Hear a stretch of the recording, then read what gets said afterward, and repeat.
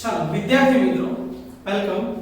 આજે આપણે ભણીશું વિકલન અને સંકલન, જેની આપણે પ્રાથમિક માહિતી લઈશું। બરાબર છે। ડિટેલ અભ્યાસ તો આનો મેથ્સ ની અંદર તમે કરશો, બરાબર છે, પણ બાયોલોજી વાળા વિદ્યાર્થી જે છે બાયોલોજીના, તે લોકો ખાસ ધ્યાન આપે, કેમ કે આપણે સંકલન અને વિકલન તમારે મેથ્સ ની અંદર તો નથી જવાનું, પરંતુ જે ફિઝિક્સ ની અંદર, ભૌતિક વિજ્ઞાન ની અંદર જે પાયાની જરૂરિયાત છે તેટલું આપણે સંકલન અને વિકલન વિશેની માહિતી મેળવીશું। તો પહેલા આપણે સમજીએ કે વિકલન અને સંકલનની જરૂરિયાત શું। આપણે વિકલન અને સંકલનનો અભ્યાસ કેમ કરીએ? તો વિકલન એટલે શું? તો ઇંગ્લિશમાં એને કહેવાય ડિફરન્શિએશન, એટલે ભાગલા પાડવાના, ટુકડા કરવાના, અને સંકલનને ઇંગ્લિશમાં કહેવાય ઇન્ટિગ્રેશન, એટલે આ બધાને જોડવાના। તો ઘણીવાર પ્રશ્ન થાય કે આ જોડવાનું અને આ તોડવાની જરૂરિયાત શું પડે? તો એક સરસ ઉદાહરણ આપીને સમજાવું કે ધારો કે મને એવો પ્રશ્ન પૂછે કે આનું ક્ષેત્રફળ શોધો। ધારો કે મને પ્રશ્ન પૂછ્યો તો આનું ક્ષેત્રફળ શોધો, તો આનું ક્ષેત્રફળ હું કેવી રીતે શોધી શકું?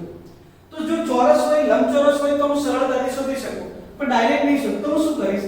તો જો થોડું ધ્યાન આપો કે આને ચોરસ ફ્રેમની અંદર બેસાડવાનો પ્રયત્ન કરું, થોડું આ એક બેઝિક માહિતી આપી, બરાબર છે, આની બેઝિક માહિતી આટલી।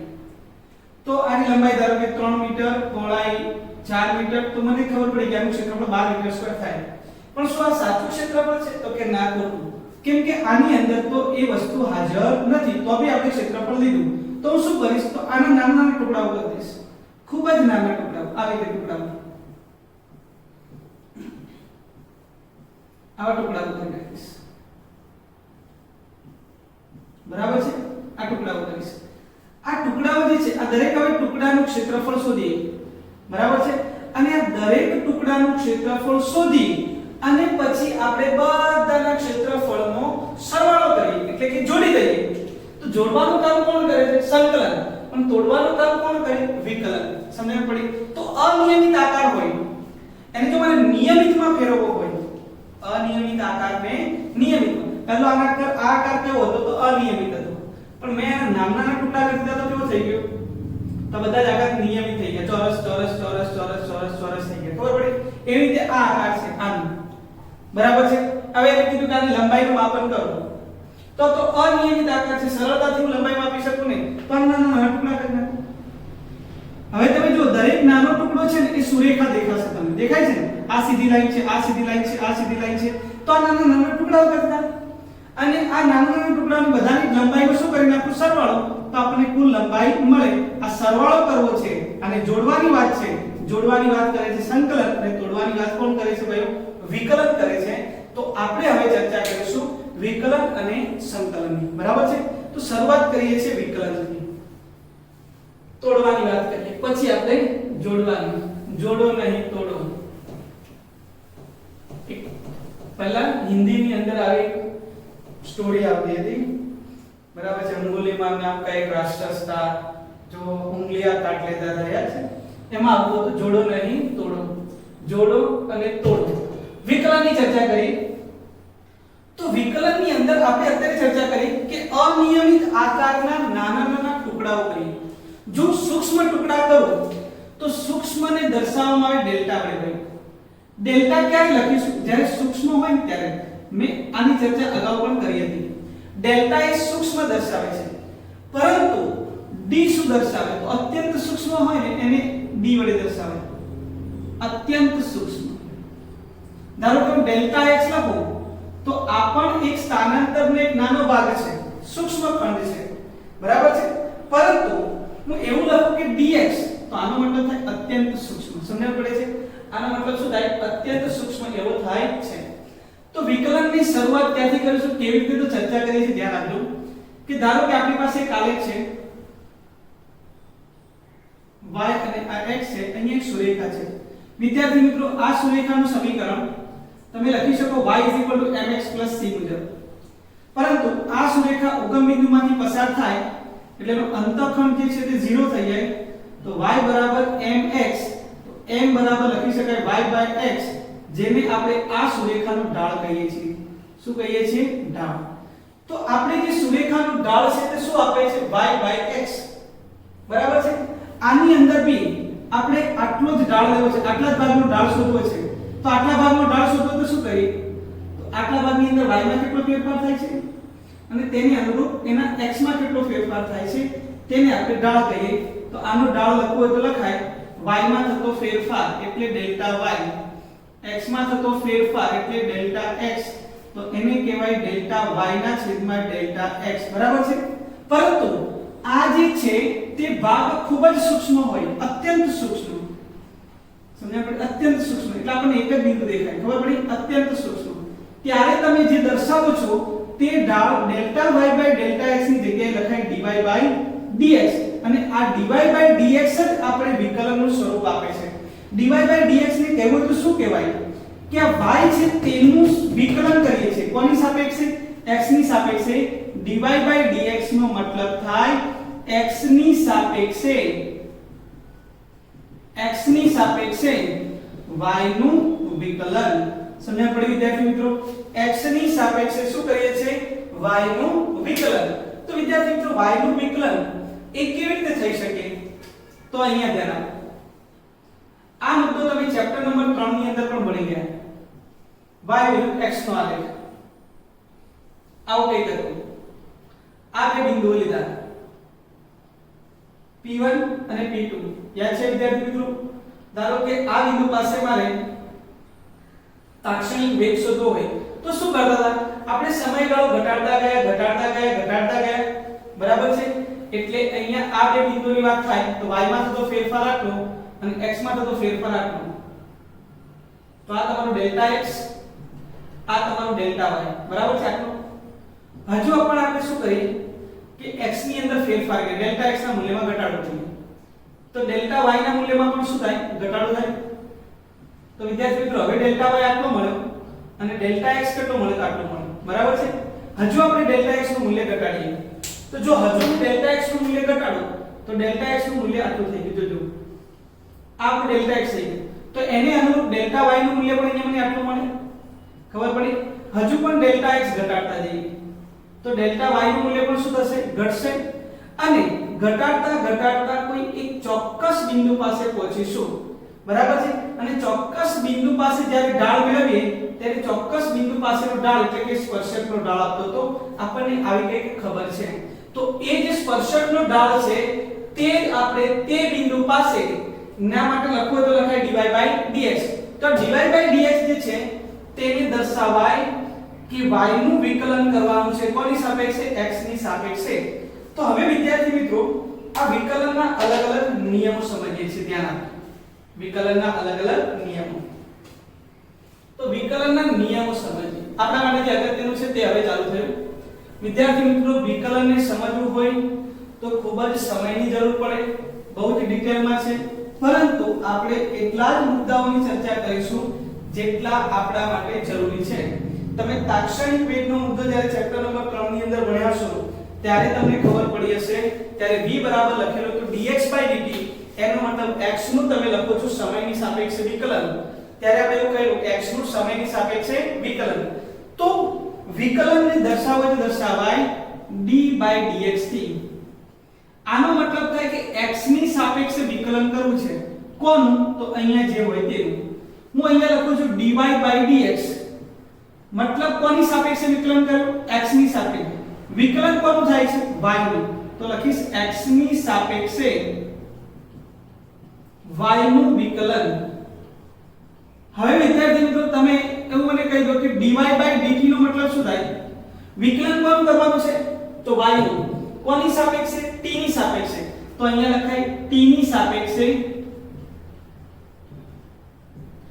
y નું વિકલન, અથવા આને આવું પણ લખાય y નું t ની સાપેક્ષે વિકલન. ચલો વિદ્યાર્થી મિત્રો dx dt નો મતલબ શું થાય, t ની સાપેક્ષે x નું વિકલન, જે તમને વેગ આપે યાદ છે. ચલો આનો મતલબ શું થાય, dv dt નો મતલબ શું થાય, t ની સાપેક્ષે વેગનું વિકલન, યાદ છે વિદ્યાર્થી મિત્રો, શું આપે, પ્રવેગ આપે. ક્લિયર છે. તો આ પ્રકારે તમે વિકલન દ્વારા વેગ અને પ્રવેગ પણ મેળવી શકો. પરંતુ હવે આપણે ચર્ચા કરીશું વિકલન ના નિયમોની. વિદ્યાર્થી મિત્રો શોર્ટ અને સ્વીટની અંદર આપણે વિકલનની ચર્ચા કરવા જઈ રહ્યા છીએ. તો તો આનો પહેલો નિયમ છે અચળનો નિયમ. અચળનો નિયમ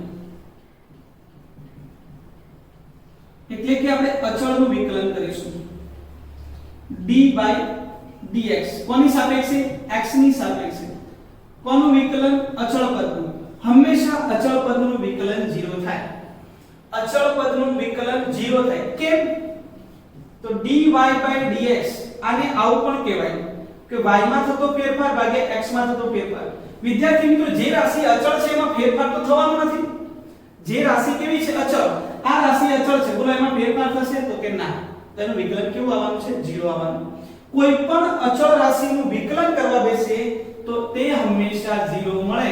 મને એવું કહેવામાં આવે કે d/dx of k એટલે કે k નું વિકલન કરો x ની સાપેક્ષે, જ્યાં k અચળ છે તેનું વિકલન 0 આવે. મને એવો પ્રશ્ન પૂછે d/dx 2 નું કરો તો 2 તો હંમેશા અચળ કહેવાય તો 0. કોઈ પણ સંખ્યા હોય ગાણિતિક સંખ્યા, એ ગાણિતિક સંખ્યા સમય સાથે ક્યારે બદલાવાની નથી તો એ અચળ રાશિ કહેવાય. અને અચળનું વિકલન હંમેશા કેવું બને? 0 બને. આ વેરી મોસ્ટ ઇમ્પોર્ટન્ટ વસ્તુ છે, સમજણ પડે? ઘણી જગ્યાએ ઉપયોગમાં આવશે. અને હવે બીજો નિયમ જે આપણે વિકલન કેમ ભણીએ તો આ નિયમ સૌથી અગત્યનો, અને સૌથી અગત્યનો એટલા માટે કે બધા દાખલામાં આનો તો ઉપયોગ થાય છે. ઘાતનો નિયમ કહેવામાં આવે. શું કહેવામાં આવે? ઘાતનો નિયમ. થોડું ડિટેલમાં આ નિયમને સમજીએ. ઘાતનો નિયમ શું કહે છે કે ધારો કે આપણે એક ફંક્શન લઈ લઈએ y x². એક ઉદાહરણ દ્વારા સમજાવું. y x². અને પ્રશ્ન પૂછે છે આ y નું તમે x ની સાપેક્ષે વિકલન કરો. y નું શું કરો? x ની સાપેક્ષે વિકલન. તો હું લખીશ dy/dx. dy/dx. કેમ કે dy/dx એટલે શું? તો x ની સાપેક્ષે કોનું વિકલન? y નું. અથવા y નું x ની સાપેક્ષે વિકલન. જે બોલવું હોય તે બોલી શકાય. તો d/dx y ની જગ્યાએ કિંમત મૂકી છે x². હવે ઘાતનો નિયમો બોલું છું, ધ્યાન રાખજો કે વિકલનની અંદર ઘાતનો નિયમ એટલે ઘાત ગુણાકારમાં અને ઘાતમાં 1 નો ઘટાડો. સિમ્પલ છે. નિયમ આપણે સાદી ભાષામાં લખીએ છીએ ઘાત ગુણાકારમાં અને ઘાતમાં 1 નો ઘટાડો. ઘાતમાં 1 નો ઘટાડો. ચલો આમાં આવું કરીએ તો શું થાય? ઘાત ગુણાકારમાં એટલે 2 બહાર આવી ગયા. અને હવે ઘાતમાં 1 નો ઘટાડો કરો તો 2 - 1 તો કેટલો આન્સર આવે? 2x આવે કે નહીં? આ આન્સર આવી ગયો. સિમ્પલ છે. વિકલન સંકલનની કોઈ મોટી પ્રક્રિયા નથી. હા, પણ સમજવી જરૂરી છે. આપણને આવડતી હોવી જોઈએ. આમ જોવા જઈએ તો આખું ફિઝિક્સ સરળ છે, પણ એને સમજવું પણ જોઈએ અને તમને આવડતું પણ હોવું જોઈએ. આ ઘાતનો નિયમ થઈ ગયો. ચાલો વિદ્યાર્થી મિત્રો, હવે મને કહી દો કે y = x³ હોય તો y નું x ની સાપેક્ષે વિકલન શું આવે? y નું x ની સાપેક્ષે વિકલન, એનો મતલબ કે આનું વિકલન કરવું છે. d/dx y ની જગ્યાએ x³ ઘાતને ગુણાકારમાં અને ઘાતમાંથી 1 નો ઘટાડો. ક્લિયર થઈ ગયું? સમજણ પડી? ઘાત ગુણાકારમાં અને ઘાતમાં 1 નો ઘટાડો. હવે હું નવી કઈ વસ્તુ લાવું છું, ધ્યાન રાખજો. નવી વસ્તુ શું છે? આ નિયમ અહીંયા અધૂરો છે. નિયમ એક્ચ્યુઅલી શું કહે છે તે સમજો. ઘાત ગુણાકારમાં અને ઘાતમાં 1 નો ઘટાડો. આ તો તમે ખાલી ઘાતની જ વાત કરી, હજુ x નું વિકલન તો કર્યું નથી. હકીકતમાં કંઈક આવું આવે ભાઈ. ધારો કે મારી પાસે એક એક્ઝામ્પલ છે y x² અને મને પ્રશ્ન પૂછ્યો કે x ની સાપેક્ષે વિકલન કરો તો હું શું કરીશ? dy/dx ઘાત આગળ, ઘાતમાં 1 નો ઘટાડો અને x નું વિકલન તો બાકી જ છે. x નું વિકલન પણ કોની સાપેક્ષે? x ની સાપેક્ષે dx/dx કર્યું અને dx/dx નું કિંમત આવે 1. આન્સર આપણો સાચો છે કે આન્સર તો 2x જ આવે. પણ પ્રોબ્લેમ શું છે? આ વસ્તુ હંમેશા કરવી જોઈએ, પણ આપણે કરતા નથી ઘણીવાર. ક્યારે આ પ્રક્રિયા કરવી અને ક્યારે આ પ્રક્રિયા ન કરવી તેની ચર્ચા. જેની સાપેક્ષે વિકલન કરો છો તે જ ચલ અહીંયા આપ્યો હોય તો આ પ્રક્રિયા કરવાની જરૂર નથી. પરંતુ જો બંને ચલ અલગ અલગ હોય તો તમારે ફરી પાછું એનું વિકલન કરવું પડે. ખાસ ધ્યાન રાખજો. ક્લિયર છે વિદ્યાર્થી મિત્રો? અહીંયા આપણો ચલ x છે અને x ની સાપેક્ષે જ વિકલન કરીએ છીએ એટલે ફરી પાછું એનું વિકલન કરવાની જરૂર નથી.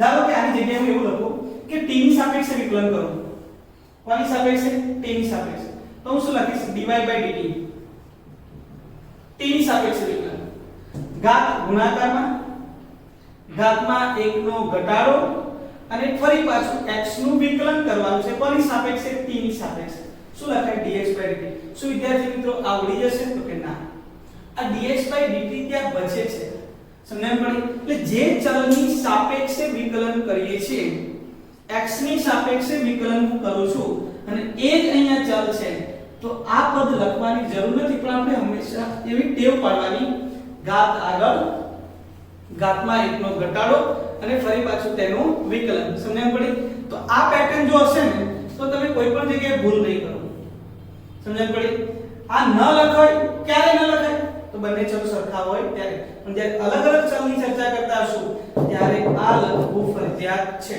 ચલો એક ઉદાહરણ લઈએ અને સોલ્વ કરીએ કેમ કે આ બધી જ વસ્તુ પ્રેક્ટિસ વગર તમને આવડવાની નથી ચલો પ્રેક્ટિસ કરીએ એક દાખલો આપી દઉં છું તમારે મને કહેવાનું છે આન્સર શું આવશે ચલો એક એક્ઝામ્પલ લઈ લઈએ એક્ઝામ્પલ મન ફાવે તેમ બનાવી શકાય x 3x² + 1 ચલો આનું x ની સાપેક્ષે વિકલન કરો કોની સાપેક્ષે x ની સાપેક્ષે ચલો હું x ની સાપેક્ષે વિકલન કરું dy/dx પછી હું તમને દાખલા બી ગણાવી દઉં ત્રીજા ચેપ્ટરની અંદર જે પ્રકારના દાખલા પૂછાય છે MCQ પૂછાય તે આપણે વિકલનની અંદર જ ગણી નાખીએ એટલે જેથી તમને એના MCQ બી આવડી જાય અમુક દાખલા બી આવડી જાય ચલો dy/dx વિદ્યાર્થી મિત્રો ડાયરેક્ટ લખું છું ઘાતનો નિયમ વપરાશે ઘાત આગળ ઘાતમાં 1 નો ઘટાડો એટલે 3 ની જગ્યાએ 2 ફરી પાછું x નું વિકલન કોની સાપેક્ષે x ની સાપેક્ષે x નું x ની સાપેક્ષે વિકલન 1 થાય એટલે લખવાની જરૂર નથી x² ઘાત આગળ ઘાતમાં 1 નો ઘટાડો 2 ની 1 ઘાત થઈ ગઈ પણ x અને x સરખા છે એટલે લખવાની જરૂર નથી આ પદ અચળ છે અચળનું વિકલન કેટલું થાય 0 તો આન્સર આવશે 3x² + 2x બોલો ક્લિયર છે સમજણ પડી ચલો એક સમીકરણ લખું છું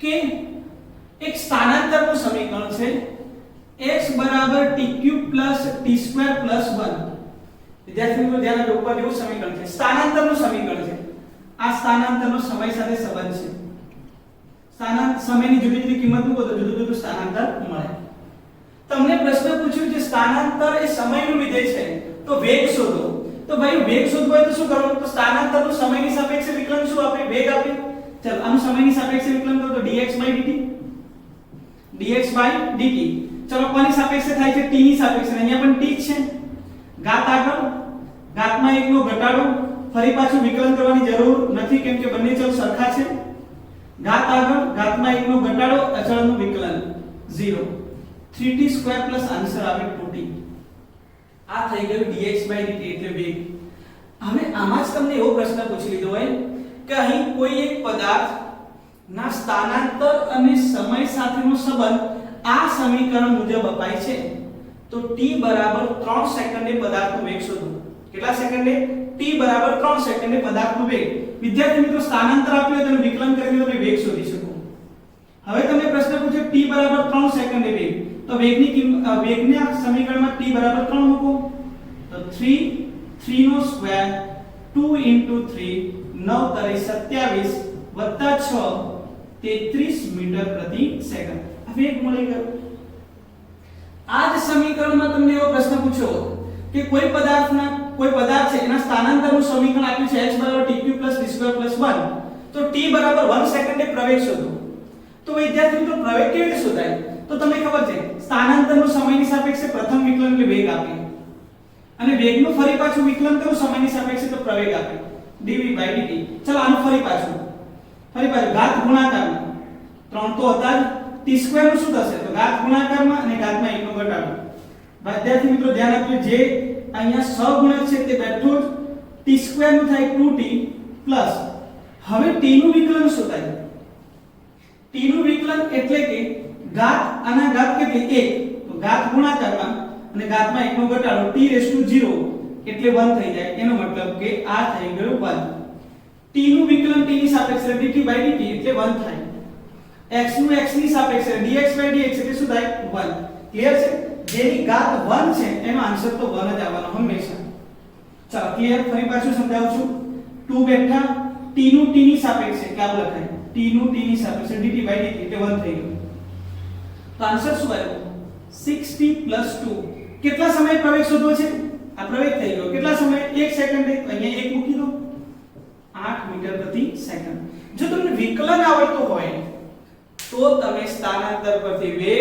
વેગ પરથી પ્રવેગ શોધી શકો તો આ વિદ્યાર્થી મિત્રો વાત થઈ ગઈ કોની તો ઘાતના નિયમની સાથે સાથે કોની વાત થઈ ગઈ અચળની વાત પણ થઈ ગઈ ક્લિયર છે હવે થોડાક આગળ વધીએ છીએ બીજા થોડાક નિયમોની ચર્ચા કરીએ છીએ કે જે કોઈકવાર આપણને જરૂર પડી શકે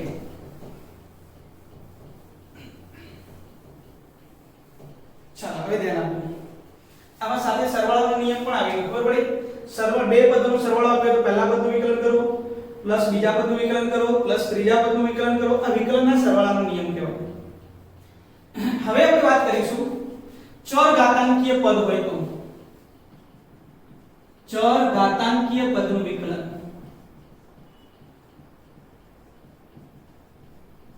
ચર ઘાતાંકીય પદ એટલે e⁻x exponential x આને કહેવાય e⁻x એટલે કે ચર ઘાતાંકીય પદ ધારો કે આપણને એક એક્ઝામ્પલ આપી દીધું હોય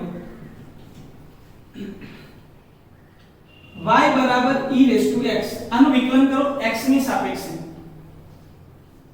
dy/dx ભાઈ x ની સાપેક્ષે ચર ઘાતાંકીય પદનું વિકલન કરવામાં આવે તો તે પદની અંદર કોઈ પણ પ્રકારનો ફેરફાર કર્યા વગર e⁻x મૂકી દેવાનું સમજણ પડી ચર ઘાતાંકીય પદનું વિકલન કરીએ તો એમાં કોઈ ફેરફાર થતો નથી પણ હા e⁻x dy/dx e⁻x અને ફરી મેં કહ્યું કે આનું વિકલન તો કરવાનું જ છે કેમ કે આપણે એક્સપોનેન્શિયલ ની વાત થઈ ઘાતનું વિકલન કરવાનું ઘાત કઈ છે x x નું x ની સાપેક્ષે dx/dx એટલે 1 એટલે આન્સર આવી ગયો e⁻x પણ ધારો કે આવો આન્સર હતો e⁻x y e⁻2x તો શું થાય તો આનું x ની સાપેક્ષે વિકલન કરો તો શું લખાય dy/dx e⁻2x હવે 2x નું કોની સાપેક્ષે કરવાનું x ની સાપેક્ષે તો d/dx 2x તો 2 તો અચળ છે ને બહાર કાઢો હવે x ની બાદ રહી x માં x ની સાપેક્ષે કેટલું તો 1 તો આન્સર શું આવ્યો e⁻2x વિદ્યાર્થી મિત્રો હું ડાયરેક્ટ બોલું છું ધ્યાન આપો કે જો તમે ચર ઘાતાંકીય પદની વાત કરતા હો અને જે ચલની સાપેક્ષે વિકલન કરવાનું છે એ ચલનો સહગુણક ડાયરેક્ટ ગુણાકારમાં લખી દેવાનો તો ડાયરેક્ટ આન્સર થઈ જાય કેવી રીતે ધારો કે હું ઉદાહરણ લખું છું y e⁻3x ચલો કોની સાપેક્ષે વિકલન કરું x ની સાપેક્ષે dy/dx e⁻3x આ તો બેઠું x નો સહગુણક કેટલો -3 આન્સર આવે -3 e⁻3x this is our answer સમજણ પડે છે x નો સહગુણક જે છે તે ગુણાકારની અંદર વિદ્યાર્થી મિત્રો મને કદાચ આમાં એવો જ પ્રશ્ન પૂછી લીધો હોત મન ફાવે તેવા દાખલા બનાવો કે આનું t ની સાપેક્ષે વિકલન કરો dy/dt બરાબર છે જેમાં x t પર આધારિત નથી આવો પ્રશ્ન છે x છે તે t ઉપર આધારિત નથી એનો મતલબ એ થયો કે આ તો અચળ થઈ કે આના પર આધારિત નથી એટલે ચલ કહી શકાય જ નહીં તો આનું વિકલન 0 થવું જોઈએ તો એ વસ્તુ બી ધ્યાન રાખવાનું વિકલન ત્યારે જ થઈ શકે તે રાશિનું જ થઈ શકે જે રાશિ કેવી હોય ચલિત હોય બરાબર છે અચળનું વિકલન હંમેશા કેવું આવે 0 આવે આ વસ્તુ પણ આપણે એક વસ્તુ ધ્યાન રાખવા જેવી છે ક્લિયર છે તો આ રીતે આપણે અલગ અલગ નિયમોની ચર્ચા કરી ક્લિયર વિદ્યાર્થી મિત્રો હવે બહુ બધા નિયમો છે પણ મેં પહેલા જ કહ્યું ફિઝિક્સની અંદર અમુક લિમિટેડ નિયમોની જ આપણે ચર્ચા કરીશું જેના દ્વારા બાકીના બધા દાખલા આપણે સોલ્વ થશે ચલો હવે એક દાખલો લઉં છું આ બધા જેટલા નિયમો સમજ્યા ને તે બધાનું કોમ્બિનેશન લઈ લઈએ example y 3x² plus 4x⁻4 e⁻4x plus 3 હવે કહ્યું છે કે આનું x ની સાપેક્ષે વિકલન કરો વિદ્યાર્થી મિત્રો ધ્યાન આપજો પ્રશ્ન પૂછ્યો છે આનું x ની સાપેક્ષે વિકલન કરો ચલો કરીએ છીએ ધ્યાન આપજો ડાયરેક્ટ લખીશ ધ્યાન આપજો dy/dx y નું x ની સાપેક્ષે વિકલન ઘાત ગુણાકારમાં ઘાતમાં 1 નો ઘટાડો ઘાત ગુણાકારમાં 6 થશે ઘાતમાં 1 નો ઘટાડો કરો તો x ની ઘાત 2 માંથી 1 થઈ ગઈ ઘાત ગુણાકારમાં ઘાતમાં 1 નો ઘટાડો બરાબર છે આનું તો m નું m જ આવે પણ x નો સહગુણક ગુણાકારમાં આવે અચળ પદનું વિકલન 0 થાય 6x - 16x raised to -5 4e raised to 4x this is our answer very simple આ રીતે આપણે કરી શકીએ વિકલન કંઈક અઘરું નથી સમજવું જરૂરી છે ચલો વિદ્યાર્થી મિત્રો આ ચરઘાતાંકીય પદની વાત બી થઈ ગઈ હવે આપણે ત્રિકોણમિતિય પદ હોય ને હવે આપણા માટે અગત્યનો મુદ્દો બીજો બી આવ્યો ત્રિકોણમિતિય વિધેય હોય તો તેનું વિકલન કેવી રીતે થાય ત્રિકોણમિતિય વિધેયનું વિકલન મેં પહેલા કહ્યું નિયમો બહુ બધા છે જરૂરી છે તેવા જ આપણે ભણીશું ત્રિકોણમિતિય વિધેય આપણી પાસે કેટલા sin x cos x tan x sin નું ઊંધું cosec x sec નું ઊંધું sec x tan નું ઊંધું cot x બરાબર છે ચાલો આ બધાના વિકલન કરીએ વિદ્યાર્થી મિત્રો sin નું વિકલન થાય cos cos નું વિકલન થાય -sin x tan નું વિકલન થાય sec square x cosec નું વિકલન થાય -cosec x બરાબર છે into cot x વિદ્યાર્થી મિત્રો sec નું વિકલન થાય -sec x into tan x અને cot નું વિકલન થાય -cosec square x બરાબર છે sin નું વિકલન થાય cos x cos નું વિકલન થાય -sin x tan નું વિકલન થાય sec x cosec નું વિકલન થાય -cosec into cot sec નું વિકલન થાય -sec x into tan x અને cot નું વિકલન થશે -cosec square વિદ્યાર્થી મિત્રો જેટલા પણ cos વાળા c વાળા પદ સ્ટાર્ટ થાય તે બધાનું માઈનસ થવું જોઈએ બીજા બધાનું પ્લસ એટલે આનું પ્લસ આનું પણ પ્લસ બરાબર છે જેટલા માઈનસ વાળા છે એ બધાનું માઈનસ બરાબર ફરી એકવાર બોલી જાવ sin નું વિકલન cos થાય cos નું વિકલન -sin tan નું વિકલન sec square x cosec નું વિકલન -cosec x into cot x sec નું વિકલન sec x into tan x cot નું વિકલન -cot square -cosec square x તો આ જે આપણા ત્રિકોણમિતિય વિધેય છે તેમના વિકલન આ રીતે દર્શાવી શકાય ક્લિયર છે વિદ્યાર્થી મિત્રો ચલો એક ઉદાહરણ લઈએ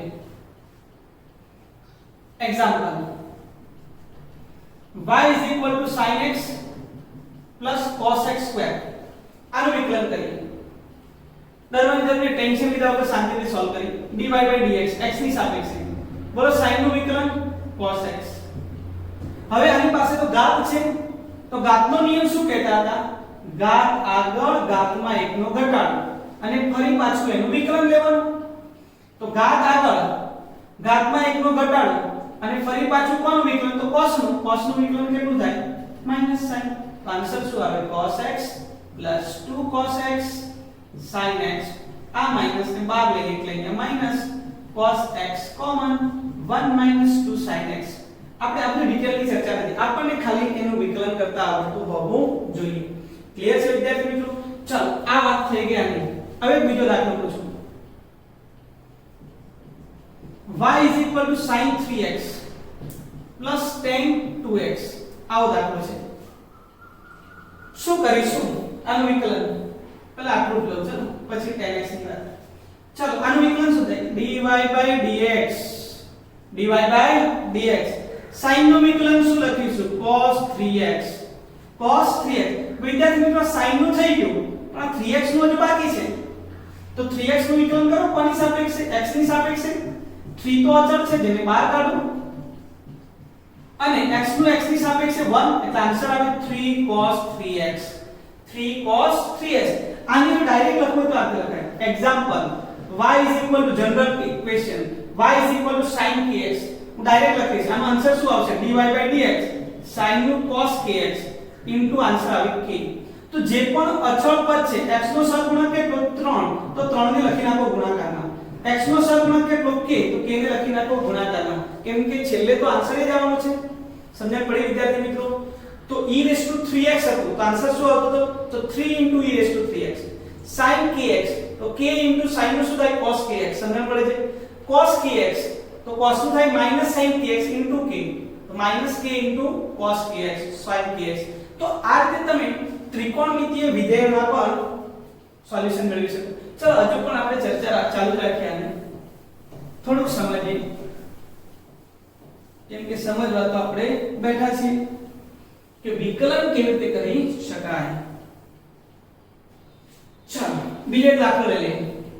y = જેટલા પણ નિયમો આવી ગયા બધાની ચર્ચા ફરી પાછી કરી દઈએ.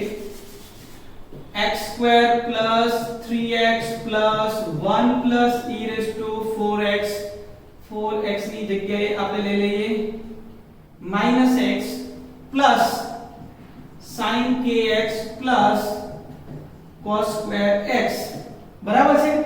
લખી નાખો બીજું 10x લખું છે કે બીજું લખું છે cot x. આવડવું જોઈએ વિદ્યાર્થી મિત્રો, આપણને આવડે એટલે આપણે અહીંયા સક્સેસ. ચલો અહીંયા આપણે કોની સાપેક્ષે કરીશું? x ની સાપેક્ષે વિકલન કરીએ. જો ક્યાંથી ક્યાં આવી ગયા? પહેલા એક સ્ટેપ નું કામ કરતા, પછી બે સ્ટેપ આવ્યા, ત્રણ સ્ટેપ. કેટલા બધા સ્ટેપ લખાય છે? 1 2 3 4 5 6 7 8. એક સાથે આપણે 8 સ્ટેપ નું શું કરીએ છીએ? વિકલન. ચલો ધ્યાન આપો. dy/dx ગણને આવડી ગયું છે. dy/dx ઘાત આગળ ઘાતમાં 1 નો ઘટાડો, બંને ચલ સરખા એટલે ફરી પાછું વિકલન કરવાની જરૂર નથી. 3 x નું x ની સાપેક્ષે વિકલન 1, અચળ પદનું વિકલન 0, e⁻x તો બેઠા જ, પણ x નો સહગુણક ગુણાકારમાં, sin નું વિકલન cos પરંતુ x નો સહગુણક ગુણાકારમાં, બરાબર છે. ઘાત આવી ગઈ તો પહેલા ઘાતનો નિયમ વાપરો, 2 ઘાત આગળ ઘાતમાં 1 નો ઘટાડો, પણ cos નું વિકલન બાકી છે. cos નું વિકલન થાય છે -sin x, બરાબર છે. tan નું વિકલન થશે sec²x, cot નું વિકલન થાય છે -cosec²x. This is our answer. Very simple. Clear છે વિદ્યાર્થી મિત્રો? તો એક જ ઉદાહરણની અંદર આપણે બધા જ નિયમોની, જેટલા અત્યાર સુધી આપણે ચર્ચા કરી તે બધા જ નિયમોની આપણે અહીંયા વાત કરી દીધી. ક્લિયર છે? હવે બીજો નિયમ સમજીએ, ગુણાકારનો નિયમ. ગુણાકારનો નિયમ. ગુણાકારનો નિયમ શું કહેવા માંગે છે તે સમજીએ. ધારો કે આપણી પાસે એક ઇક્વેશન છે y = u * v.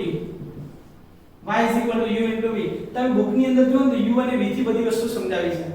આપણે બધા દાખલાઓ લઈને સમજાવી દીધું, બરોબર છે, કે જેથી નિયમ તો આવડે સાથે સાથે દાખલાઓ પણ આવડે. ચાલો નિયમ શું કહેવા માંગે છે તે સમજીએ. આ બંનેનો ગુણાકાર છે, બંને રાશિ ચલ છે, બરાબર છે. બંને રાશિ કેવી છે? ચલ. ચલ હોય તો જ આપણે એનું વિકલન કરી શકીએ. ચલ આનો આપણે x ની સાપેક્ષે વિકલન કરીએ તો લખાય dy/dx. શું લખાય? dy/dx. ગુણાકારનો નિયમ શું કહેવા માંગે છે તે સમજો. પહેલા આમાંથી કોઈ પણ એકનું વિકલન કરું તો બીજાને અચળ રાખવાનું. એટલે ધારો કે હું u નું વિકલન કરવા માંગુ છું તો v ને અચળ રાખીશ. v બેઠા u નું વિકલન, u બેઠા તો v નું વિકલન. સમજણ પડે છે શું કહેવા માંગુ? વચ્ચે પ્લસ આવશે. જ્યારે ગુણાકારનો નિયમ વાપરતા હોઈએ ત્યારે પહેલાનું વિકલન કરો તો બીજાને આપણે ટચ કરવાનું નહીં, પણ જ્યારે બીજાનું વિકલન કરતા હોય ત્યારે પહેલો જે પદ છે તેને આપણે ટચ કરતા નથી. u નું વિકલન કરવા માંગુ છું પહેલા તો v as it is, v * du/dx, અને આપણે v નું વિકલન કરવા માંગતા હોય તો u as it is. સમજણ પડે છે? આ ગુણાકારનો નિયમ છે. ધારો કે ઉદાહરણ લઈ લો, y = sin x * cos x, બરાબર છે. આપણી પાસે બે પદ છે. હવે આમાં વિકલન કરીએ છીએ x ની સાપેક્ષે. ચલો x ની સાપેક્ષે વિકલન કરીશું, બંને ચલ થઈ ગયા તો શું લખાય? dy/dx. ચાલો પહેલા કોનું વિકલન કરું? તો sin નું વિકલન કરું. ત્યારે cos તો બેઠા ને, cos x બેઠા. બોલો sin નું વિકલન શું થાય? તો cos x. ક્લિયર છે? પ્લસ અહીંયા કોનું વિકલન કર્યું? sin નું. હવે આપણે sin બેઠા રાખીએ અને કોનું વિકલન કરીશું? cos નું. તો cos નું કેટલું આવશે? તો -sin x. તો આન્સર શું આવ્યું? તો cos²x - sin²x. This is our answer. સમજણ પડે છે? આ પ્રકારે ગુણાકારનો નિયમ વાપરી શકાય. વિદ્યાર્થી મિત્રો સમજણ પડે છે? તો ગુણાકારનો નિયમ તમે આ રીતે વાપરી શકો. હવે સમજીએ છીએ ભાગાકારનો નિયમ. વેરી મોસ્ટ ઇમ્પોર્ટન્ટ, ગુણાકારનો નિયમ અને ભાગાકારનો નિયમ. સરવાળા બાદબાકીના નિયમો પણ આવે તો આપણને આવડે. સરવાળાનો નિયમ શું કહે? આ બધાનો સરવાળો છે તો ધારો કે આ રીતે સરવાળા બાદબાકી નિયમ u બરાબર y બરાબર u પ્લસ v તો શું થાય ડિવાઇડ બાય dx તો પહેલા u નું વિકલન પછી v નું વિકલન આ સરવાળાનો નિયમ છે બાદબાકી હોય તો આ બાદબાકી એ તો આપણે જનરલ ડિસ્કશનમાં કામ લઈ લીધું હવે ભાગાકારનો નિયમ સમજીએ અગત્યનો y u by v લખી નાખો વિદ્યાર્થી મિત્રો ખાસ સમજવાની અને y લખીશું u by v નિયમ શું કહે છે તે dy by dx કોની સાપેક્ષે વિકલન કરીએ છીએ x ની સાપેક્ષે u by v ભાગાકારનો નિયમ એવું કહેવા માંગે છે કે જ્યારે આપણે u by v નું શું કરીએ છીએ વિકલન કરીએ ત્યારે છેદનો વર્ગ બરાબર છે છેદ જે છે એનો વર્ગ અને છેદ અચળ અંશનું વિકલન માઈનસ બરાબર છે છેદ અચળ અંશનું વિકલન અને અંશ અચળ અને છેદનું વિકલન કરવાનું રહેશે બરાબર છે અને વચ્ચે માઈનસ સાઇન આવે એટલે ગુણાકારના નિયમ જેવું જ થયું કંઈક તો બરાબર છે આના નિયમ જેવું દેખાય છે થોડું ઘણું પરંતુ ધ્યાન રાખજો ઉપર માઈનસ અને નીચે છેદનો વર્ગ બે તો ફરી પાછું બોલું છું ધ્યાન આપજો શું કહે છે ભાગાકારનો નિયમ છેદનો વર્ગ છેદ અચળ અંશનું વિકલન માઈનસ અંશ અચળ અને છેદનું વિકલન બરાબર છે છેદ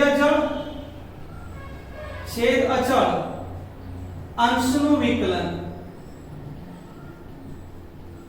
માઈનસ અંશ અચળ છેદનું વિકલન ના છેદમાં છેદનો વર્ગ સમજણ પડે છે આઈ હોપ સમજણ પડતી હશે તો આ જે છે ભાગાકારનો નિયમ હવે ભાગાકારના નિયમનો એક દાખલો મજા આવશે એક વસ્તુ બી પ્રૂફ કરતી એની સાથે સાથે હું એક એક્ઝામ્પલ લઉં છું y બરાબર sin x ના છેદમાં cos x વિદ્યાર્થી મિત્રો sin x no sin x by cos x એટલે tan x થાય શું આનું વિકલન કરું x ની સાપેક્ષે તો tan નો આન્સર શું આવતો તો sec2x યાદ છે એનો મતલબ આનો ભાગાકારના નિયમથી પણ મેળવો તો આ આન્સર આવવો જોઈએ તો આપણે પ્રૂફ કરીએ છીએ અને ધ્યાન આપજો ભાગાકારના નિયમથી y sin x by cos x means tan x અને આન્સર આવશે sec x sec2x અને આપણે એનો પણ ઉપયોગ કરીએ ભાગાકારના નિયમનો ચાલો x ની સાપેક્ષે વિકલન dy by dx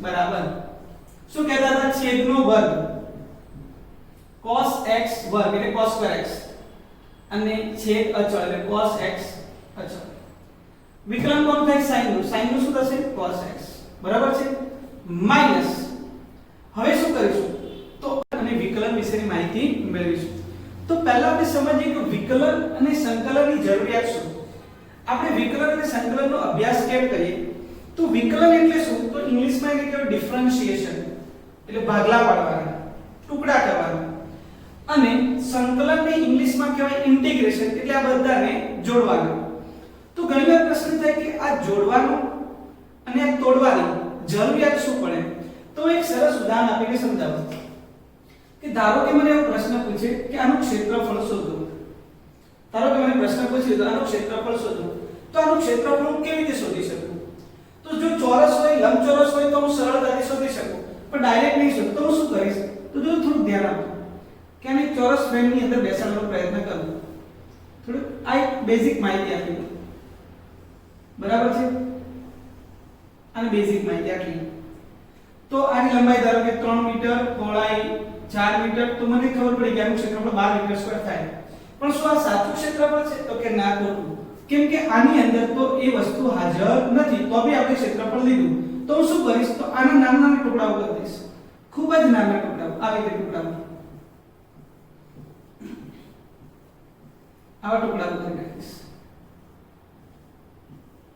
બરાબર છે આ ટુકડાઓ કરીશ આ ટુકડાઓ જે છે આ દરેક હવે ટુકડાનું ક્ષેત્રફળ શોધીએ બરાબર છે અને આ દરેક ટુકડાનું ક્ષેત્રફળ શોધી અને પછી આપણે બધાના ક્ષેત્રફળનો સરવાળો કરીએ એટલે કે જોડી દઈએ તો જોડવાનું કામ કોણ કરે છે સંકલન પણ તોડવાનું કામ કોણ કરે વિકલન સમજણ પડી તો અનિયમિત આકાર હોય એને જો મને નિયમિતમાં ફેરવવો હોય અનિયમિત આકારને નિયમિત પહેલો આકાર કેવો હતો તો અનિયમિત હતો પણ મેં નાના નાના ટુકડા કરી દીધા તો કેવો થઈ ગયો તો બધા જ આકાર નિયમિત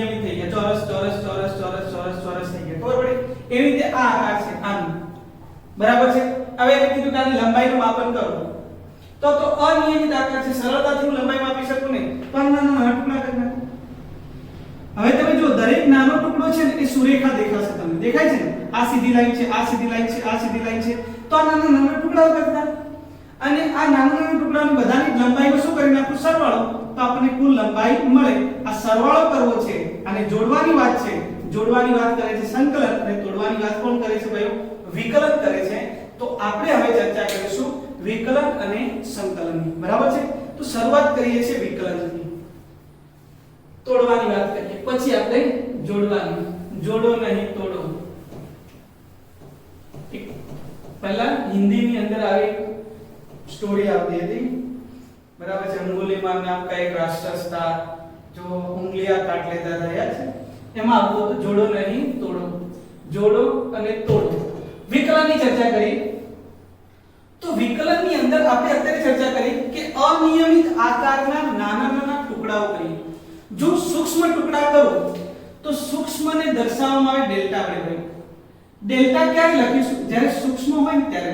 મેં આની ચર્ચા અગાઉ પણ કરી હતી. ડેલ્ટા એ સૂક્ષ્મ દર્શાવે છે, પરંતુ ડી શું દર્શાવે, તો અત્યંત સૂક્ષ્મ હોય ને એને ડી વડે દર્શાવે, અત્યંત સૂક્ષ્મ. ધારો કે હું ડેલ્ટા x લખું તો આ પણ એક સ્થાનાંતરનો એક નાનો ભાગ છે, સૂક્ષ્મ ખંડ છે, બરાબર છે. પરંતુ હું એવું લખું કે dx તો આનો મતલબ થાય અત્યંત સૂક્ષ્મ. સમજણ પડે છે? આનો મતલબ શું થાય, અત્યંત સૂક્ષ્મ એવો થાય છે. તો વિકલનની શરૂઆત ક્યાંથી કરીશું, કેવી રીતે, તો ચર્ચા કરી છે, ધ્યાન આપજો. કે ધારો કે આપણી પાસે એક આલેખ છે, y અને આ x છે, અહીં એક સુરેખા છે. વિદ્યાર્થી મિત્રો, આ સુરેખાનું સમીકરણ તમે લખી શકો y mx c મુજબ. પરંતુ આ સુરેખા ઉગમ બિંદુમાંથી પસાર થાય એટલે એનો અંતઃખંડ જે છે તે 0 થઈ જાય, તો y mx, તો m લખી શકાય y x, જેને આપણે આ સુરેખાનું ઢાળ કહીએ છીએ. શું કહીએ છીએ? ઢાળ. તો આપણે જે સુરેખાનું ઢાળ છે તે શું આપે છે, y/x, બરાબર છે. આની અંદર બી આપણે આટલો જ ઢાળ લેવો છે, આટલા જ ભાગનો ઢાળ શોધવો છે. તો આટલા ભાગનો ઢાળ શોધવો તો શું કરીએ, તો આટલા ભાગની અંદર y માં કેટલો ફેરફાર થાય છે અને તેની અનુરૂપ એના x માં કેટલો ફેરફાર થાય છે તેને આપણે ઢાળ કહીએ. તો આનો ઢાળ લખવો હોય તો લખાય y માં થતો ફેરફાર એટલે ડેલ્ટા y, x માં થતો ફેરફાર એટલે ડેલ્ટા x, તો એને કહેવાય ડેલ્ટા y ના છેદમાં ડેલ્ટા x, બરાબર છે. પરંતુ આ જે છે તે ભાગ ખૂબ જ સૂક્ષ્મ હોય, અત્યંત સૂક્ષ્મ. સમજ્યા પડે? અત્યંત સૂક્ષ્મ એટલે આપણને એક જ બિંદુ દેખાય, ખબર પડી? અત્યંત સૂક્ષ્મ. ત્યારે તમે જે દર્શાવો છો તે ઢાળ ડેલ્ટા y ડેલ્ટા x ની જગ્યાએ લખાય dy dx, અને આ dy dx જ આપણે વિકલનનું સ્વરૂપ આપે છે. dy dx ને કહેવું તો શું કહેવાય કે આ y છે તેનું વિકલન કરીએ છીએ, કોની સાપેક્ષે, x ની સાપેક્ષે. dy dx નો મતલબ થાય x ની સાપેક્ષે y નું વિકલન. સમજણ પડી વિદ્યાર્થી મિત્રો? x ની સાપેક્ષે શું કરીએ છીએ, y નું વિકલન. તો વિદ્યાર્થી મિત્રો, y નું વિકલન એ કેવી રીતે થઈ શકે, તો અહીંયા ધ્યાન આપો. આ મુદ્દો તમે ચેપ્ટર નંબર 3 ની અંદર પણ ભણી ગયા. y વિરુદ્ધ x નો આલેખ આવું કઈ હતું. આ બે બિંદુઓ લીધા P1 અને P2, યાદ છે વિદ્યાર્થી મિત્રો? ધારો કે આ બિંદુ પાસે મારે તાક્ષણિક વેગ શોધવો હોય તો શું કરતા હતા આપણે, સમયગાળો ઘટાડતા ગયા, બરાબર છે. એટલે અહીંયા આ બે બિંદુની વાત થાય તો y માં થતો ફેરફાર આટલો અને x માં થતો ફેરફાર આટલો. તો આ તમારો ડેલ્ટા x, આ તમારો ડેલ્ટા y, બરાબર છે. આટલો. હજુ આપણે શું કરીએ કે x ની અંદર ફેરફાર કરીએ, ડેલ્ટા x ના મૂલ્યમાં ઘટાડો કરીએ, તો ડેલ્ટા y ના મૂલ્યમાં પણ શું થાય, ઘટાડો થાય. તો વિદ્યાર્થી મિત્રો, હવે ડેલ્ટા y આટલો મળ્યો અને ડેલ્ટા x કેટલો મળ્યો, આટલો મળ્યો, બરાબર છે. હજુ આપણે ડેલ્ટા x નું મૂલ્ય ઘટાડીએ, તો જો હજુ હું ડેલ્ટા x નું મૂલ્ય ઘટાડું તો ડેલ્ટા x નું મૂલ્ય આટલું થઈ ગયું. જો આ આપણું ડેલ્ટા x થઈ ગયું, તો એને અનુરૂપ ડેલ્ટા y નું મૂલ્ય પણ અહીંયા મને આટલું મળે, ખબર પડી? હજુ પણ ડેલ્ટા x ઘટાડતા જઈએ તો ડેલ્ટા y નું મૂલ્ય પણ શું થશે, ઘટશે.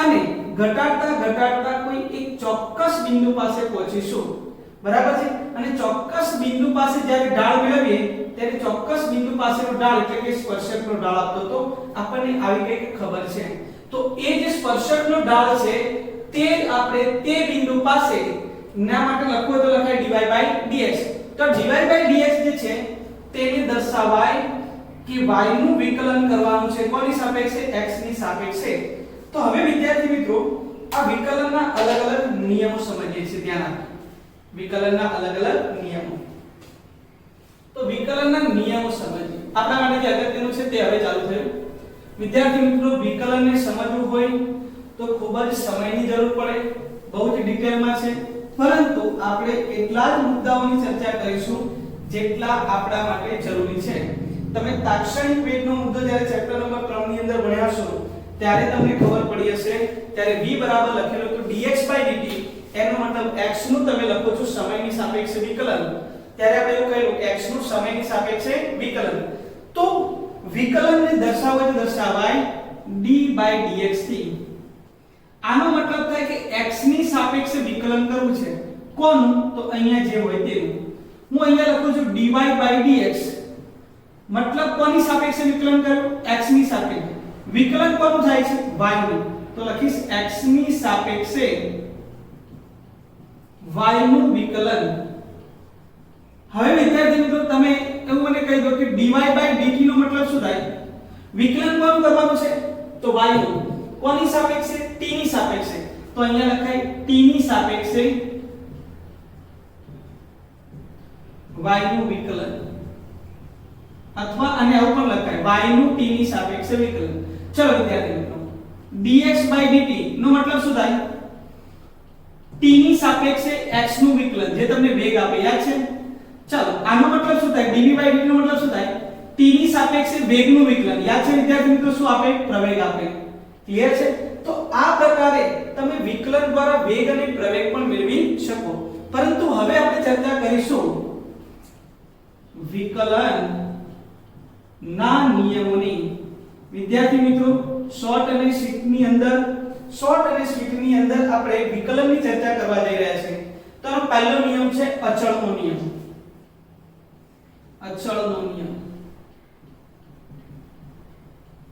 એટલે કે આપણે અચળનું વિકલન કરીશું d/dx કોની સાપેક્ષે x ની સાપેક્ષે કોનું વિકલન અચળ પદનું હંમેશા અચળ પદનું વિકલન 0 થાય અચળ પદનું વિકલન 0 થાય કેમ તો dy/dx આને આવું પણ કહેવાય કે y માં થતો ફેરફાર ભાગ્યા x માં થતો ફેરફાર વિદ્યાર્થી મિત્રો જે રાશિ અચળ છે એમાં ફેરફાર તો થવાનો નથી જે રાશિ કેવી છે અચળ આ રાશિ અચળ છે બોલો એમાં ફેરફાર થશે તો કે ના તેનું વિકલન કેવું આવવાનું છે 0 આવવાનું કોઈ પણ અચળ રાશિનું વિકલન કરવા બેસે તો તે હંમેશા 0 મળે મને એવું કહેવામાં આવે કે d/dx ઓફ k એટલે કે k નું વિકલન કરો x ની સાપેક્ષે જ્યાં k અચળ છે તેનું વિકલન 0 આવે મને એવો પ્રશ્ન પૂછે d/dx 2 નું કરો તો 2 તો હંમેશા અચળ કહેવાય તો 0 કોઈ પણ સંખ્યા હોય ગાણિતિક સંખ્યા એ ગાણિતિક સંખ્યા સમય સાથે ક્યારે બદલાવાની નથી તો એ અચળ રાશિ કહેવાય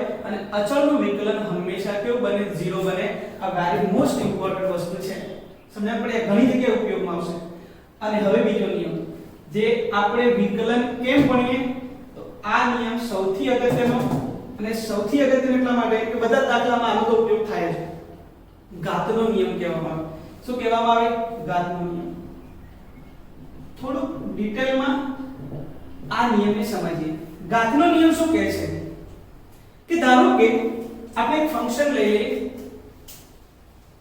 y x2 એક ઉદાહરણ દ્વારા સમજાવું y x2 અને પ્રશ્ન પૂછે છે આ y નું તમે x ની સાપેક્ષે વિકલન કરો y નું શું કરો x ની સાપેક્ષે વિકલન તો હું લખીશ dy/dx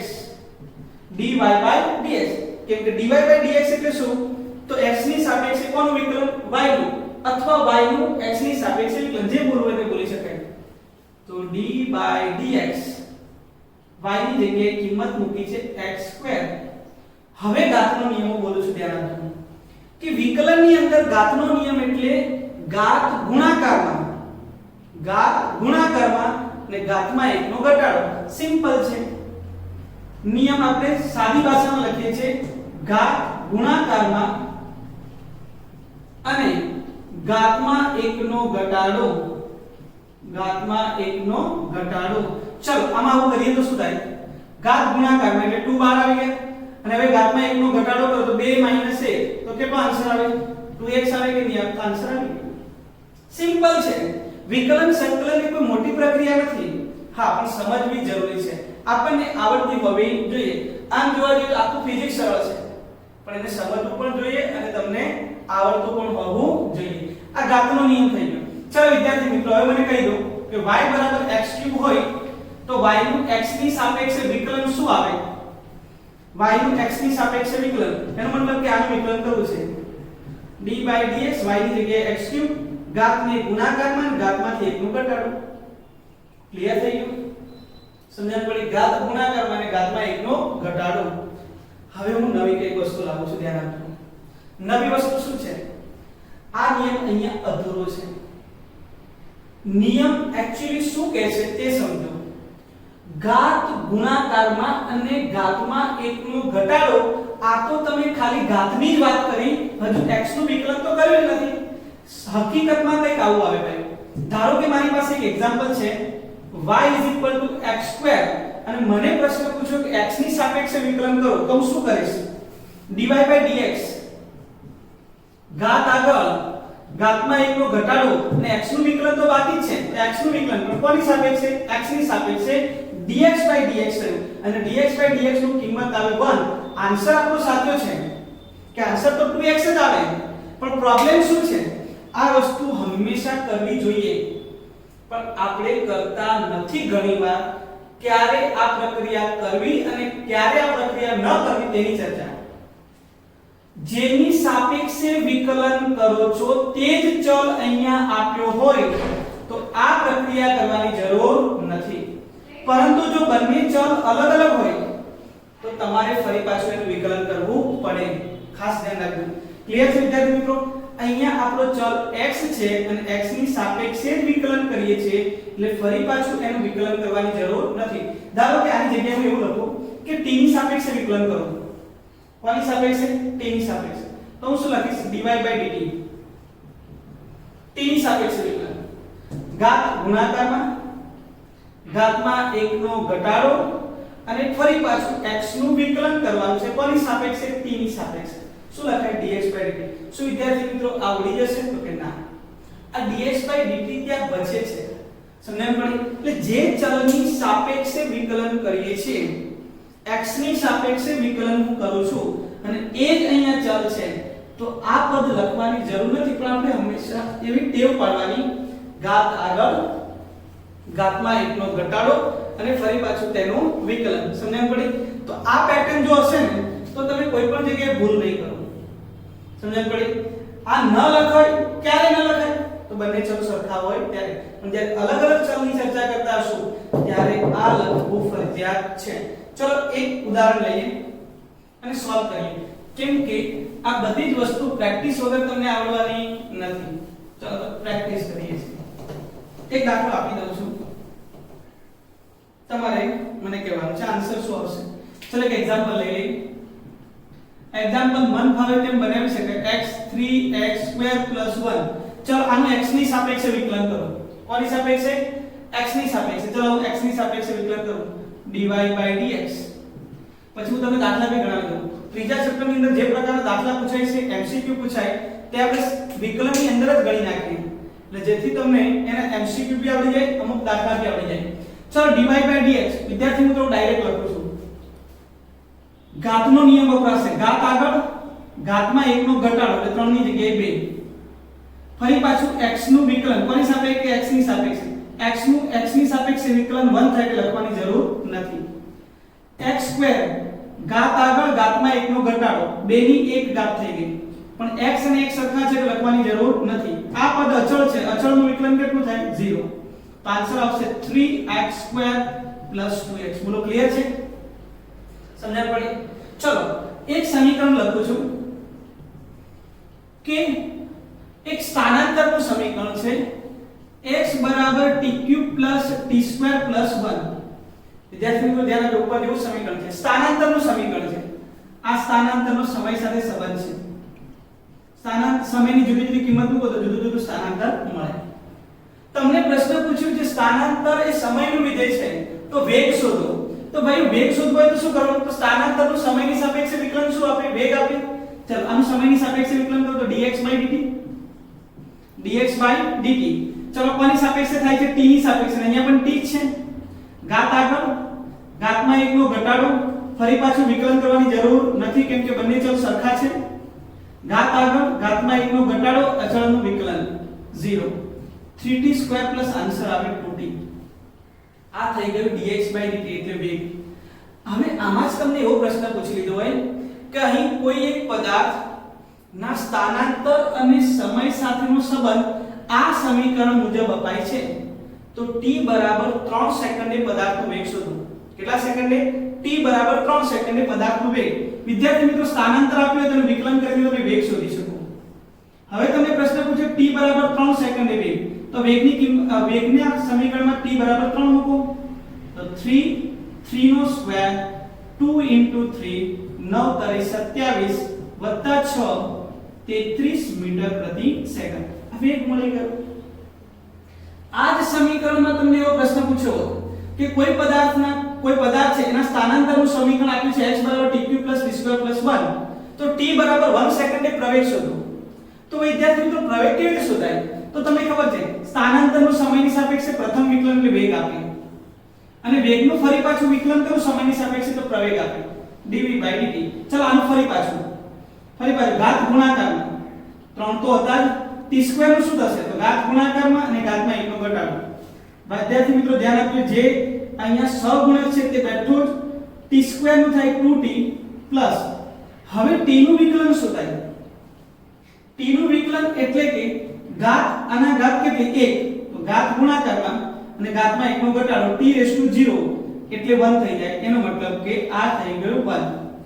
t નું વિકલન t ની સાપેક્ષે dt/dt એટલે 1 થાય.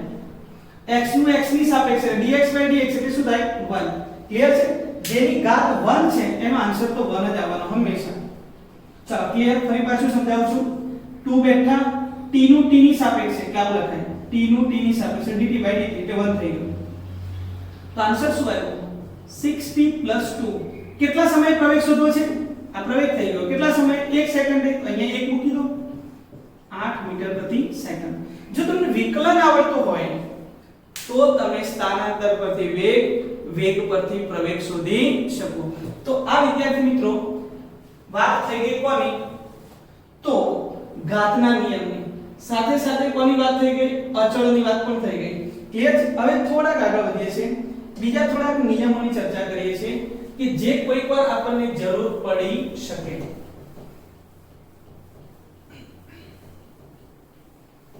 ચાલો હવે ધ્યાન આપો. આમાં સાથે સરવાળાનો નિયમ પણ આવી ગયો. ખબર પડી? બે પદોનો સરવાળો આપ્યો તો પહેલા પદનું વિકલન કરો પ્લસ બીજા પદનું વિકલન કરો પ્લસ ત્રીજા પદનું વિકલન કરો. આ વિકલનના સરવાળાનો નિયમ કહેવાય. હવે આપણે વાત કરીશું ચર ઘાતાંકીય પદ હોય તો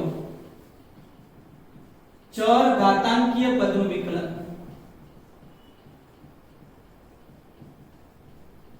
ચર ઘાતાંકીય પદ એટલે e⁻x exponential x આને કહેવાય e⁻x એટલે કે ચર ઘાતાંકીય પદ. ધારો કે આપણને એક એક્ઝામ્પલ આપી દીધું હોય y e⁻x આનું વિકલન કરો x ની સાપેક્ષે dy/dx. ભાઈ x ની સાપેક્ષે ચર ઘાતાંકીય પદનું વિકલન કરવામાં આવે તો તે પદની અંદર કોઈ પણ પ્રકારનો ફેરફાર કર્યા વગર e⁻x મૂકી દેવાનું. સમજણ પડી? ચર ઘાતાંકીય પદનું વિકલન કરીએ તો એમાં કોઈ ફેરફાર થતો નથી. પણ હા e⁻x dy/dx e⁻x અને ફરી મેં કહ્યું કે આનું વિકલન તો કરવાનું જ છે કેમ કે આપણે એક્સપોનેન્શિયલ ની વાત થઈ. ઘાતનું વિકલન કરવાનું. ઘાત કઈ છે? x. x નું x ની સાપેક્ષે dx/dx એટલે 1 એટલે આન્સર આવી ગયો e⁻x. પણ ધારો કે આવો આન્સર હતો e⁻x = y e⁻2x તો શું થાય? તો આનું x ની સાપેક્ષે વિકલન કરો તો શું લખાય? dy/dx e⁻2x. હવે 2x નું કોની સાપેક્ષે કરવાનું? x ની સાપેક્ષે તો d/dx 2x. તો 2 તો અચળ છે એટલે બહાર કાઢો. હવે x ની બાદ રહી x નું x ની સાપેક્ષે કેટલું? તો 1 તો આન્સર શું આવ્યો e2x। વિદ્યાર્થી મિત્રો હવે હું ડાયરેક્ટ બોલું છું, ધ્યાન આપો કે જો તમે ચરઘાતાંકીય પદની વાત કરતા હો અને જે ચલની સાપેક્ષે વિકલન કરવાનું છે એ ચલનો સહગુણક ડાયરેક્ટ ગુણાકારમાં લખી દેવાનો તો ડાયરેક્ટ આન્સર થઈ જાય। કેવી રીતે? ધારો કે હું ઉદાહરણ લખું છું y e−3x। ચલો કોની સાપેક્ષે વિકલન કરું? x ની સાપેક્ષે dy/dx e−3x। આ તો બેઠું x નો સહગુણક કેટલો? -3। તો આન્સર આવે -3 e−3x। This is our answer. સમજણ પડે છે? x નો સહગુણક જે છે એ ગુણાકારની અંદર। વિદ્યાર્થી મિત્રો મને કદાચ આમાં એવો જ પ્રશ્ન પૂછી લીધો હોત, મન ફાવે તેવા દાખલા બનાવો કે આનું t ની સાપેક્ષે વિકલન કરો dy/dt, બરાબર છે, જેમાં x t પર આધારિત નથી। આવો પ્રશ્ન છે, x છે તે t ઉપર આધારિત નથી, એનો મતલબ એ થયો કે આ તો અચળ થઈ ગયું કે આના પર આધારિત નથી એટલે ચલ કહી શકાય નહીં, તો આનું વિકલન 0 થવું જોઈએ। તો એ વસ્તુ બી ધ્યાન રાખવાનું, વિકલન ત્યારે જ થઈ શકે તે રાશિનું જ થઈ શકે જે રાશિ કેવી હોય? ચલિત હોય, બરાબર છે। અચળનું વિકલન હંમેશા કેવું આવે? 0 આવે। આ વસ્તુ પણ આપણે એક વસ્તુ ધ્યાન રાખવા જેવી છે। ક્લિયર છે? તો આ રીતે આપણે અલગ અલગ નિયમોની ચર્ચા કરી। ક્લિયર વિદ્યાર્થી મિત્રો?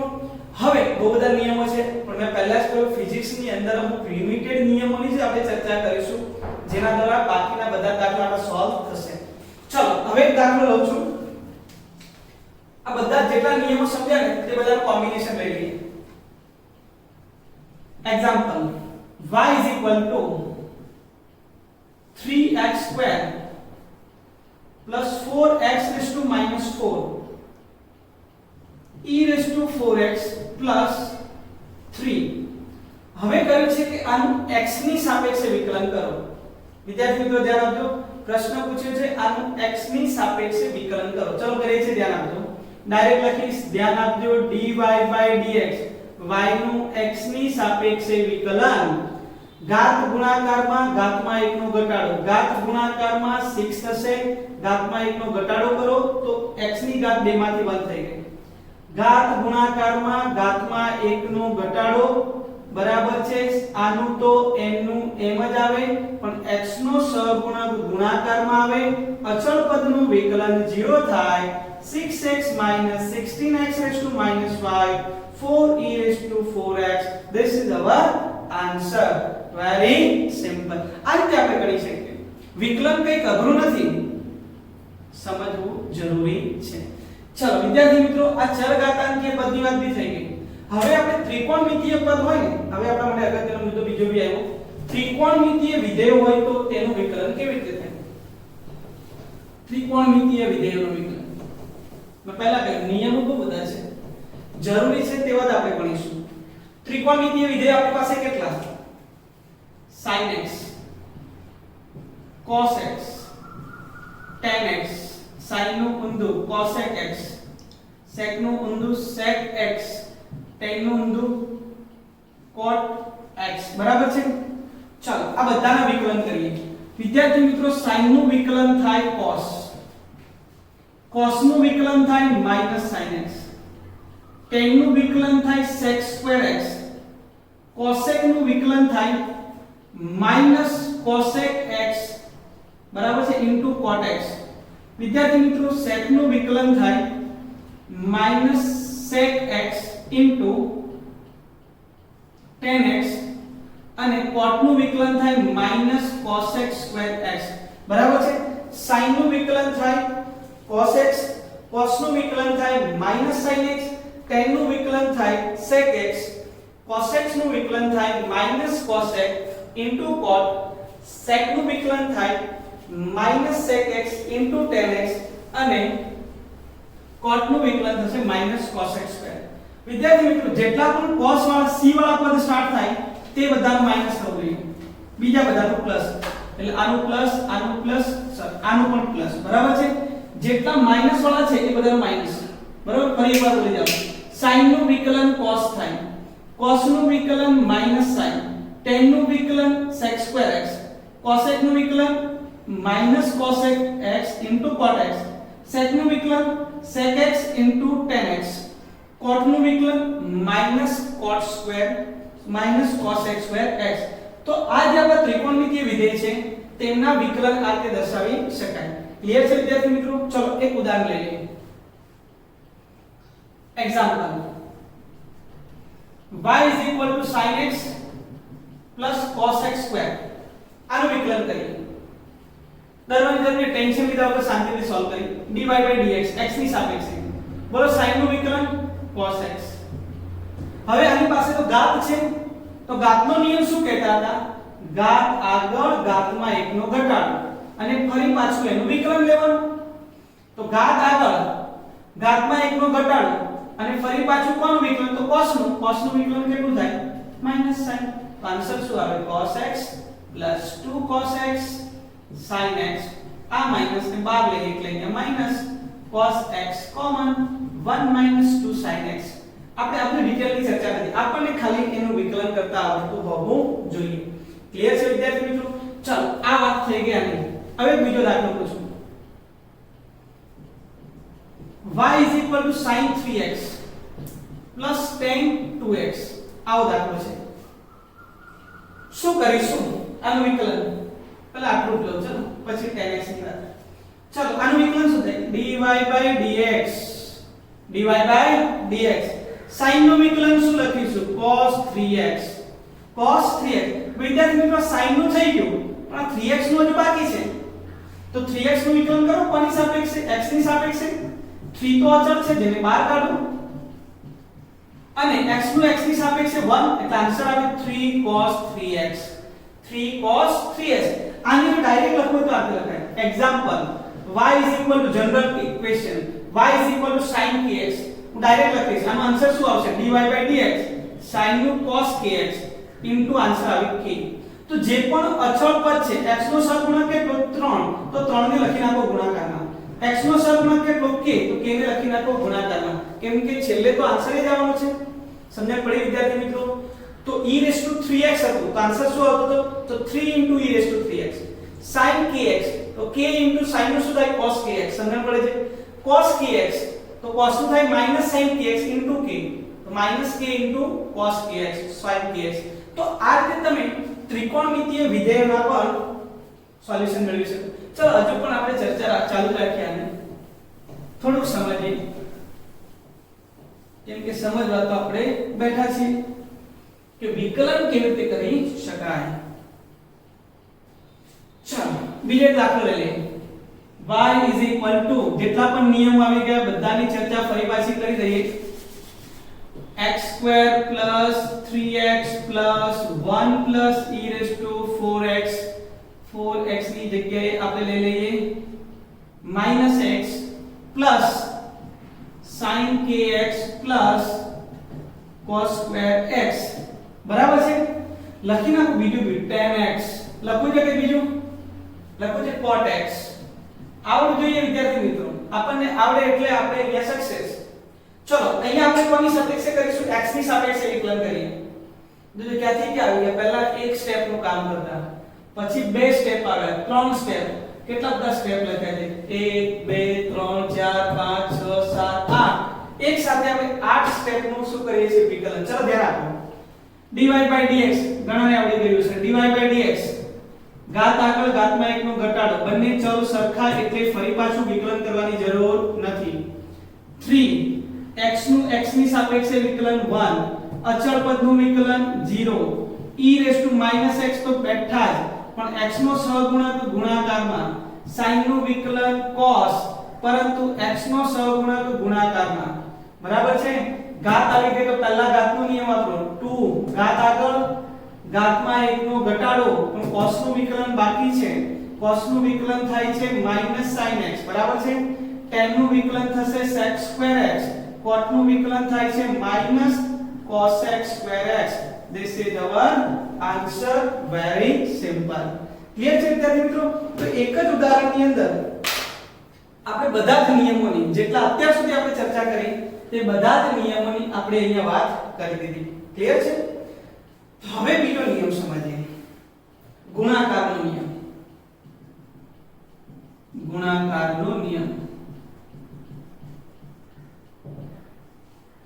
ગુણાકારનો નિયમ નિયમ શું કહેવા માંગે છે તે સમજીએ. ધારો કે આપણી પાસે એક ઇક્વેશન છે y u * v, y u * v. તમે બુકની અંદર જો તો u અને v થી બધી વસ્તુ સમજાવી છે. આપણે બધા દાખલાઓ લઈને સમજાવી દીધું, બરોબર છે, કે જેથી નિયમ તો આવડે સાથે સાથે દાખલાઓ પણ આવડે. ચાલો નિયમ શું કહેવા માંગે છે તે સમજીએ. આ બંનેનો ગુણાકાર છે, બંને રાશિ ચલ છે, બરાબર છે. બંને રાશિ કેવી છે? ચલ હોય તો જ આપણે એનું વિકલન કરી શકીએ. ચાલો આનો આપણે x ની સાપેક્ષે વિકલન કરીએ તો લખાય dy/dx. શું લખાય? dy/dx. ગુણાકારનો નિયમ શું કહેવા માંગે છે તે સમજો. પહેલા આમાંથી કોઈ પણ એકનું વિકલન કરું તો બીજાને અચળ રાખવાનું.